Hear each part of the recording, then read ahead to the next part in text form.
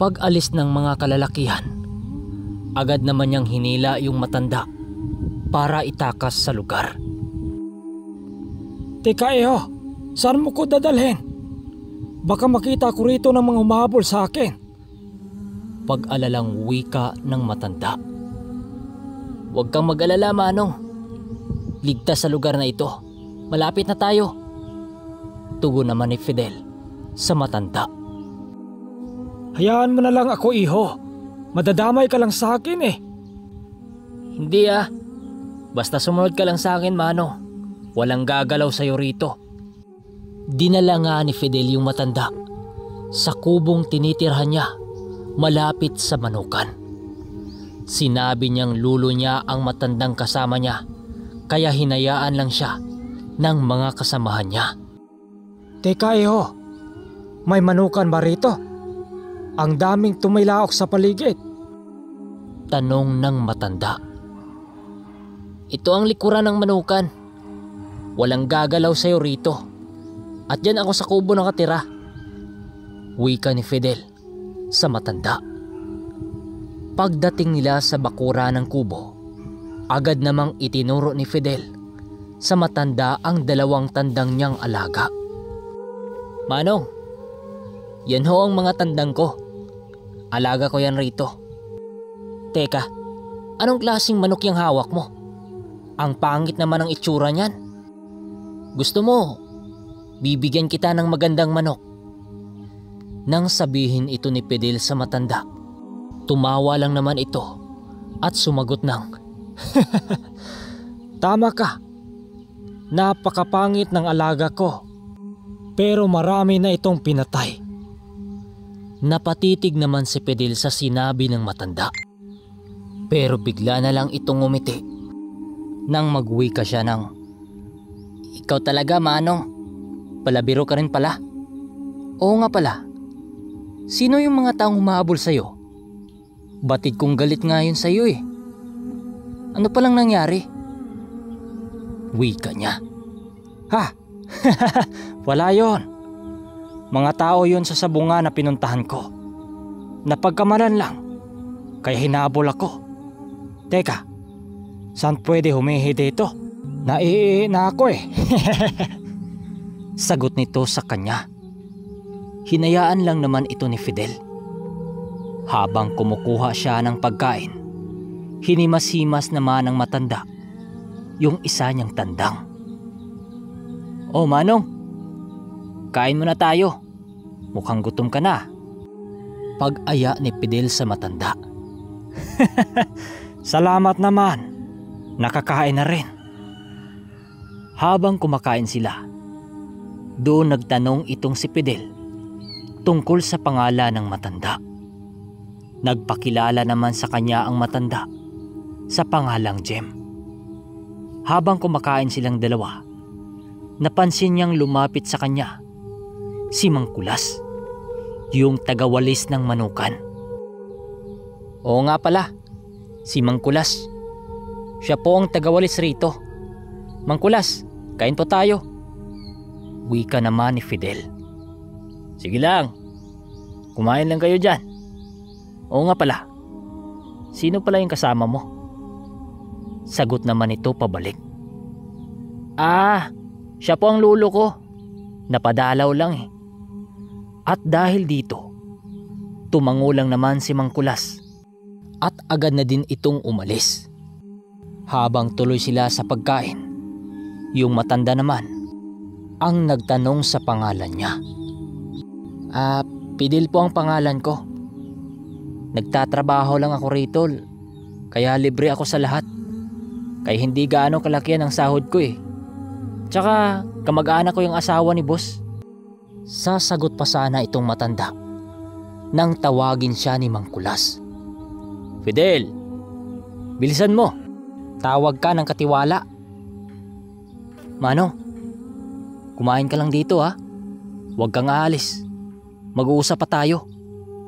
Bili ni Fidel sa matanda. At agad na ngang sumama si Fidel kay Mang Kulas. Pagdating ni Fidel kung saan siya pinapunta ng katiwala, nakita nitong si Fidel na naroon na naman yung mga namimili ng mga manok. Sa pagkakataong ito, marami nang kasama si Don Pablo at nakita niyang nakalabas na naman yung mga imported na manok ng amo niya. Habang nakikinig si Fidel sa usapan ng mga ito, umusok na naman sa sama ng loob itong si Fidel dahil yung dalawa niyang tandang, yun na naman ang ipinambatak ng katiwala ng galit kay Fidel. Parang sinasadya talaga ng taong yon. Maya-maya pa ay pinaglaban na nga ang nasabing bibili ng parokyano ng amo niya at isa sa mga alaga ni Fidel ang ginawang pansimbag ng mga ito. Kaya naman bugbog sarado na naman yung mga alaga niyang tandang. Nang makita ng mamimili ang kilos ng mga tandang, agad itong nagpresentang babayaran nila lahat ang mga manok na yon. Matapos gamitin ang mga alaga niya ng katiwala ng amo niya, agad naman itong ibinigay kay Fidel na halos mamamatay na. Bilang batang si Fidel, masakit yun para sa kanya. Alam kong mga sabungero lang ang makakarelate sa kwentong ito pero kasama ito sa kwento. Paglabas niya ay dala-dala nga niya ang dalawang tandang niya na halos mamamatay na. Pagdating niya sa kubo, nadatnan niyang nag-usap si Mang Kulas at nung matanda. Oh, Fidel, anong nangyari dyan sa mga tandang mo? Mukhang galing yata yan sa laban, ano? Tugon ng matanda. Pero hindi umimik si Fidel at bakas sa pagmumukha nito ang lungkot at umakyat na lang sa kubo. Nang marinig niyang magsalita si Mang Kulas ng pinaginitan naman yun ng katiwala rito. Sa tuwing may bibiling parokyano dito ng mga panlaban, ang mga tandang niya ang ipinaninsayo. Kaya yun, bugbog sarado na naman. Balak pa sana niyang ilalaban sa susunod na linggo eh. Pelyo kasi ang mga tao na yan. Maging ako eh, pinag-iinitan. Tugon naman ni Mang Kulas. Makalipas ang mga minuto, umalis na nga si Mang Kulas. Ang naiwan na lang sa bakuran ay yung matanda. Hoy, Fidel, lumabas ka nga dyan. Ikaw talagang bata ka. Mag-uusap pa tayo. Wika nito. Kaya lumabas na nga itong si Fidel nang tawagin siya nito. Medyo madilim na kasi ng mga oras na yon. Pero laking gulat ni Fidel nang makita niyang nakapatog sa ulo ng matanda yung alaga nitong tandang at nanlilisik ang mga mata nito. Manong, anong nangyari dyan sa alaga mo? Gulat na wika ni Fidel. Pero ngumiti lang itong matanda at yung takot na nararamdaman ni Fidel napalitan ng pagkamangha sa alaga ng matandang yon. Habang nakadipa kasi si Manong Jem, pumatog-patog ito sa kanyang mga braso at maging sa ulo. Nang utusan ito ng matandang sumayaw, sumayaw din yung itim na manok. At nang mga oras na yon, aliw na aliw si Fidel sa pinakita ng matanda.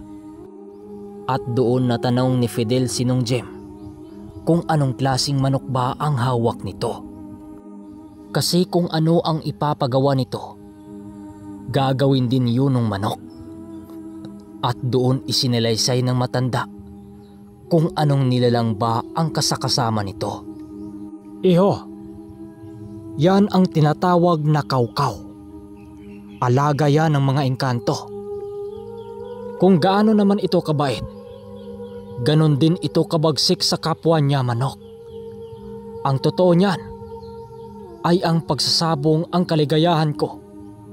Naglalakbay ako sa iba't ibang lugar para lamang lumaban ng sabong. Wika ng matanda. Nang gabing yon, Marami silang pinag-uusapan.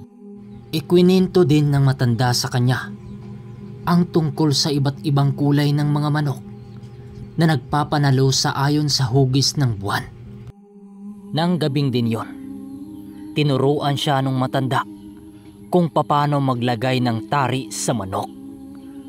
At may ibinigay din sa kanya ang matanda na isang itim na sinulid.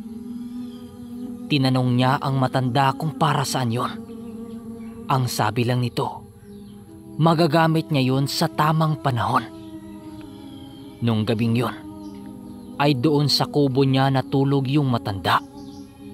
Ngunit kinabukasan, pagising niya ay wala na yung matanda sa kanyang tabi. Kaya hinanap niya ito sa labas pero hindi niya ito makita sa buong lugar. Ngunit ang pinagtataka nitong si Fidel, iniwan ng matanda ang palaging dala nitong tandang. Araw-araw umaasa siyang babalik yung matanda pero umabot na lang ang ilang mga linggo at mga buwan, hindi pa rin bumabalik yung matanda. Sa paglipas ng buwan, marunong nang magkabit ng tari itong si Fidel. Ang itim na manok namang iniwan sa kanya ng matanda, nasa kanya pa rin. Inalagaan niya ito ng husto upang kung sakaling babalik yung matanda, nasa tamang kondisyon pa rin ito. Hanggang sa dumating ang isang araw na nagkaroon ng malaking pasabong malapit sa lugar nila Fidel. Upang makapunta, minabuti niyang lumiban na muna sa trabaho. Dala-dala niya ang itim na manok at ang isa sa mga alaga niyang tandang. Pagdating niya sa nasabing lugar, nakita niyang naroon ang amo niya at ang mga bataan nito. Nandun din ang katiwala at pangkat ni Don Pablo na naghahanda sa nalalapit na laban nila. Paglapit niya sa mga ito, nagwika sa kanya ang katiwala ng amo niya ng, "Fidel, mahiram nga yung itim na manok mo. Patatapangin lang namin itong panlaban ni Don Pablo. Mabigat na labanan to." "Hindi pwede, Ilyong. Hindi sa akin yan," sagot ni Fidel. Pero pinilit pa rin siya ni Mang Ilyong sa gustong mangyari nito. Kaya wala na ngang nagawa si Fidel kundi ibigay ito. Nang pagharapin na ang panlaban ni Don Pablo sa itim na manok, nagagalak pa ang mga ito na makikita kung paano yun lumaban. Gawa ng naninigurado ang mga ito kung hindi ba nagbabago ang galaw ng manok na yon. Habang nakatayo ang itim na manok, diretsahan itong pinagpapalo ng tandang nitong si Don Pablo. Dahilan para tumilapon ito. Sa sobrang lakas ng tandang ni Don Pablong nabili nito sa amo ni Fidel, kumpiyansa silang mananalo ito sa labanan mamaya. Habang magkaharap pa din ang mga ito, nakita ni Fidel na nanlilisik ang mga mata ng itim na manok. Dahil sa kanyang mga nakita, nakaramdam siya ng kaba ng mga oras na yon. Sa muling pag-atake ng tandang ni Don Pablo, laking gulat nilang lahat nang hindi na nito magawang mahawakan ang itim na tandang. Sa bawat pag-atake nito, tila ba sumasabay ito sa hangin sa sobrang bilis. Hindi pa rin ito inawat ng katiwala ng amo niya dahil talagang hinihintay nitong masaktan yon. Pero nung muli itong sumugod, laking gulat nila nung hindi na makatayo yung panlaban nila Don Pablo. Binalian ng dalawang paayong manok nilang dapat ilalaban. "Ginoong Leo, paano ba yan? Binalian ng manok ng tauhan mo itong panlaban ko. Hindi ako makapapayag na hindi nyo papalitan yan," wika ni Don Pablo sa amo ni Fidel. Kaagad kinuha ni Fidel yung itim na manok dahil kitang-kita niyang masama ang titig dito ng kanilang amo. So mga karamitanyo, hanggang dito na muna ang ating kwento. Napakaganda nito. Simula pa lang, mararamdaman nyo na yung ganda. Alam ko ito yung paborito ng mga sabongerong nakikinig ngayon eh. Sino yung mga sabongero diyang nakikinig? Yun lang, paki-comment sa baba.